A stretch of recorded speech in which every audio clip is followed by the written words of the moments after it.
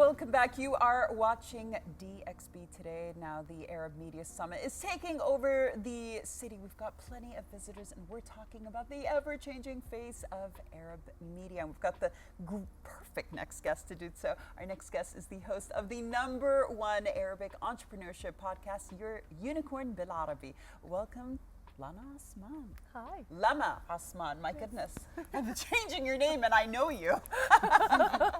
Lama, thank you so much for joining us. I know that you're constantly traveling. Yes. So we're very excited to have you in Dubai. Now you are here for the Arab Media Summit. What are you doing? I am. I came just for it, actually. So I'm here for 2 weeks and excited to be launching and talking about PodHeroes. So as you know, I've been in the podcasting space for 5 years now, and from Podio to PodHeroes to having even Aitan as one of our experts on our marketplace. So it's exciting to be here. Well, I need to ask, because you came back specifically for Arab Media Summit. So from your personal standpoint, why was it so important for you to come back specifically for this event? Look, the UAE has been home to some really top quality of experts. When it comes to not just expert, the production quality of podcasts here is unmatched. And I'm coming from New York. So I'm seeing the podcasting studios in New York, and they're not at par at all to what we have here. So not just the production quality, but also the delivery. So I know podcasters flying from the US coming to shoot in Dubai just for that. That's amazing. And it's not just like actually the space, but it's also the post-production work is great. It's fast, it's affordable, right? And it's also, I think they understand the clickbait viral highlights that they get to create. And so it just makes working here easy. You know how spoiled we are here in Dubai. Absolutely. We are so spoiled. Weather's it's so good nice. too. I know. I think maybe that's why I came back so fast from But New York. we are spoiled, and you're spoiling us you're spoiled us even more with the creation of PodHeroes, which I want you to talk a little bit more about PodHeroes, the marketplace of podcasting experts. And why is it, Lama, is that we, as Arabs, sometimes we are late to the game, especially when it came to podcasting. We were late, but we leapfrogged and then we went all extra. Why are we extra? And we're even extra with PodHeroes. We are extra. I think in a Arabs, good we way. are loud. I think that's why. We are naturally loud. We have a lot to say. I know. I mean, we've been waiting for the moment of, like, I think, to share our own stories, right? It's the mic being back to us and saying, you know what? It's time for me to share that story.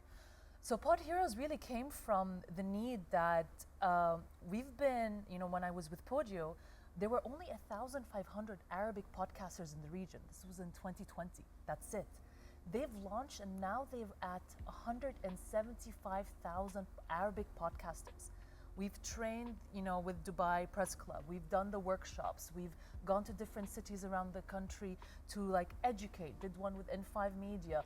It's really been like, okay, what is a podcast? That was in 2020. I'm talking about brands, creators, journalists, publishers, to the point where now I want to start a podcast. So it's a real shift of wanting to know what we do, but people are still at the, how do I start it? All right, so I want to start a podcast, but how do it? So we've basically given a platform where you choose famous hosts or experts, script writers, experts, storytellers, monetization experts. You book them for an hour and you get to basically learn how to start a podcast. You know? I think the rise in the number of Arab podcasters is truly incredible. My question to you is a little bit more to do with content, because you did speak about Arabs taking back the mic. So what kind of stories do you think mostly resonate with the audience? You know, the most famous categories here in the region, you've got society and culture when it comes to podcasting, and then you have comedy as well. I think we love to laugh with everything that we've gone through. You know, our region, our region, has had a few hiccups, but we laugh it out, and we need to really, and it feels good to the soul. So, podcasting, it has risen to a point where you get to listen to it no longer just on your phone, right? It's no longer just on listening apps.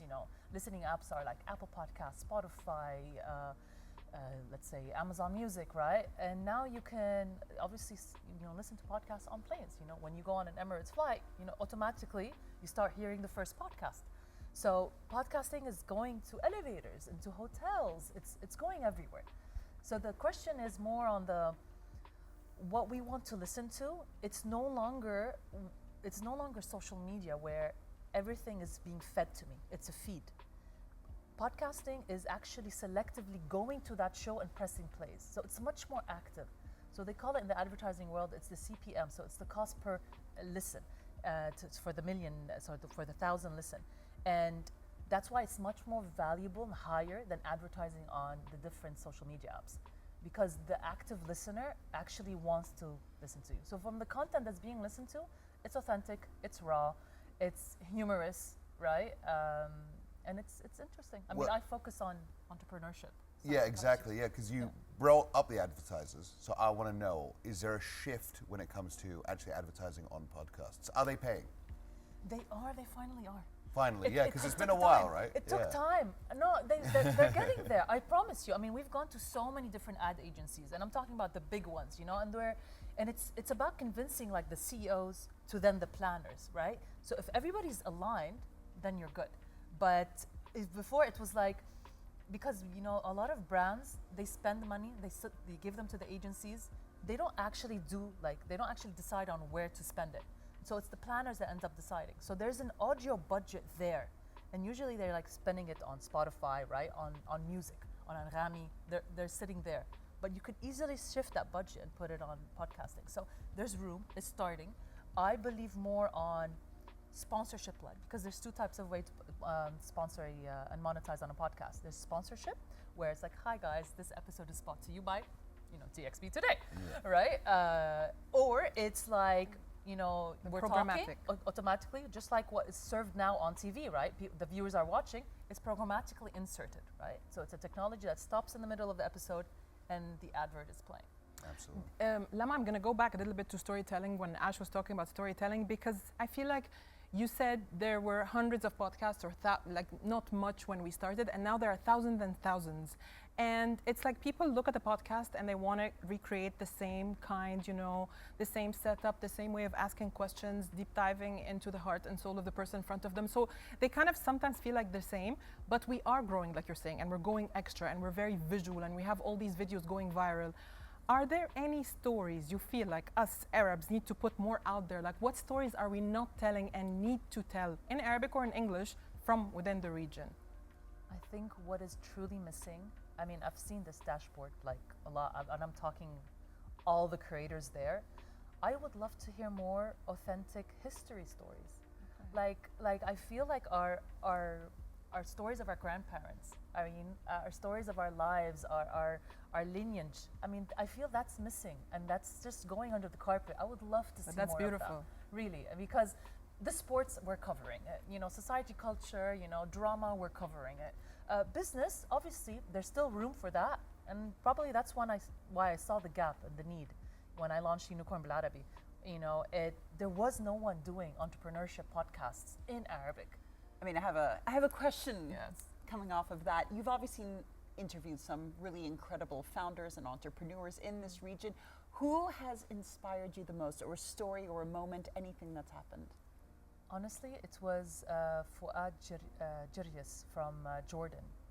He's the founder of Maqsam, and on his board, one of his advisors is like this insane Jordanian AI engineer that works for OpenAI, and even invented, you know, on Gmail, when you go on Smart Reply, this was like actually invented by an Arab. So it's nice to see Arabs internationally touch there, and what he's done with Maqsam is so inspiring.